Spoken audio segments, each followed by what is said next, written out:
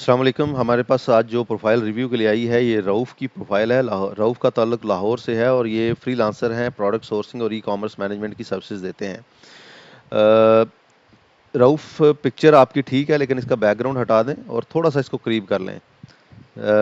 अगर अच्छे पिक्सल के साथ ऐड कर लें तो उससे बेहतर चीज़ ही कोई नहीं है। आपकी प्रोफ़ाइल के ऊपर वीडियो नहीं है, वीडियो ऐड करें। आपकी प्रोफ़ाइल के ऊपर स्पेशलाइज़्ड प्रोफ़ाइल्स नहीं है। ई-कॉमर्स की बहुत सारी स्पेशलाइज़्ड प्रोफ़ाइल्स होती हैं। जैसे आपने सोर्सिंग का लिखा है तो डेफ़िनिटली आप प्रोडक्ट हंटिंग भी करते होंगे। आप पीपीसी भी रन करते होंगे। तो इनकी सेपरेट आप स्पेशलाइज़्ड प्रोफ़ाइल्स बना लें।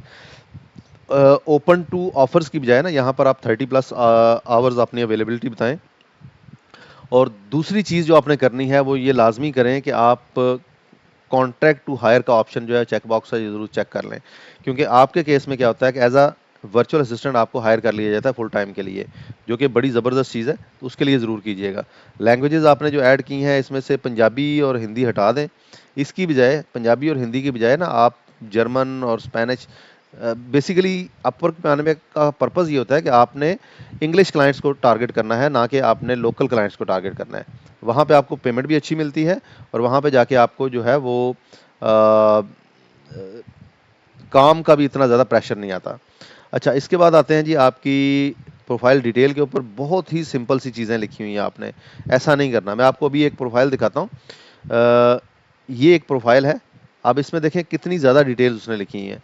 ये डिटेल लिखने का मतलब ये नहीं होता कि हमने कोई इंप्रेशन डालना है क्लाइंट के ऊपर। मकसद ये होता है कि हमने अब कीवर्ड्स का ज़्यादा से ज़्यादा यूज़ करना है अपनी डिस्क्रिप्शन के अंदर या टाइटल के अंदर। अब टाइटल में आपने लिख दिया कि आप फ्रीलांसर प्रोडक्ट सोर्सिंग के हैं। फ्रीलांसर ना भी लिखें, product sourcing specialist and ecommerce management specialist.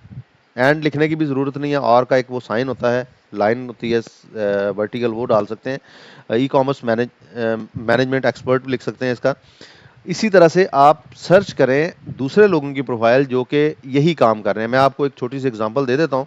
जैसे मिसाल के तौर पे अगर आप यहां पे जाएं और यहां से आपने टैलेंट के ऊपर क्लिक करना है और ई कॉमर्स सर्च कर लें। अब ई कॉमर्स के बारे में बहुत सारी प्रोफाइल्स आपको मिलेंगी। आप किसी भी प्रोफाइल को टारगेट कर सकते हैं जो कि अब जैसे ये शॉपिफाई के ऊपर काम कर रहा है और इसी तरह से शॉपिफाई ई कॉमर्स टॉप, ये नॉर्वे से है। अब किसी भी प्रोफाइल को देखें ना, जैसे इसने लिखा हुआ है टॉप रेटेड प्लस, ये समरी दी है इसने। अब अगर आप इसकी प्रोफाइल को ओपन करेंगे तो आपको आइडिया हो जाएगा कि डिस्क्रिप्शन किस तरह की चाहिए। ज़ाहिर है ये सारी डिस्क्रिप्शन आपके रेलेवेंट नहीं है। हो सकता है उसके आगे एलेक्स के जो स्किल्स हैं वो कुछ डिफरेंट डिफरेंट हो। एलेक्स टॉप रेटेड है। टॉप रेटेड क्यों है? इसकी अर्निंग का हम यहाँ से एस्टिमेट नहीं लगा सकते, लेकिन 32 प्रोजेक्ट्स पे काम किया है और वो अच्छे प्रोजेक्ट्स हैं क्योंकि इसने प्रोफाइल के लिए पे किया हुआ है। यहाँ पे वीडियो देख लें उसने लगाई हुई है। यहाँ पे उसने पूरी डिटेल दी हुई है कि वो क्या क्या काम कर सकता है। उसकी स्पेशलाइज प्रोफाइल भी हैं। ये यूएक्स डिज़ाइन है, मार्केटिंग स्ट्रेटजी है और आर वर्क की प्रोफाइल है। इसी तरह से अगर आप उसके फर्दर हम चलते हैं नीचे आपके पोर्टफोलियोज़ की तरफ। अच्छा, इसमें एक सेक्शन होता है व्हाई वी हायर यू, वो भी आपने ऐड करना है। तो ये सारी की सारी चीज़ें आपको अपडेट करने की ज़रूरत है। आपने पोर्टफोलियोज़ ऐड किए हुए हैं और पोर्टफोलियोज़ आपने जो ऐड किए हुए हैं, ये आपने सोर्सिंग का किया, ये भी सोर्सिंग का ठीक है, ये बिल्कुल ठीक है। आपने, मैं कोई एक खोल के देख लेता हूँ।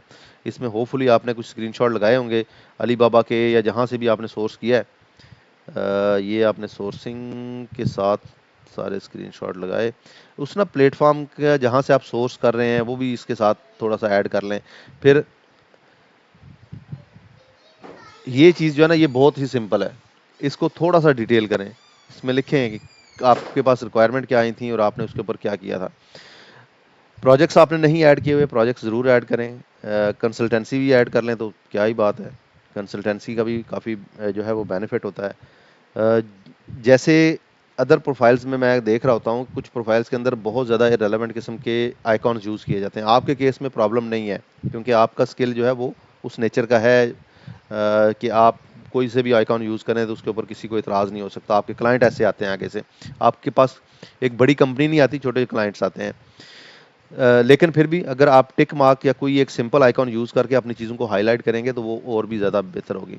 इसके ऊपर वर्क कीजिएगा। दोबारा से मेरे साथ कांटेक्ट करें प्रोफाइल को लेके, तो मैं आपको मज़ीद जो भी इसके ऊपर चीज़ें अपडेट करने वाली हुई वो ज़रूर बता दूंगा।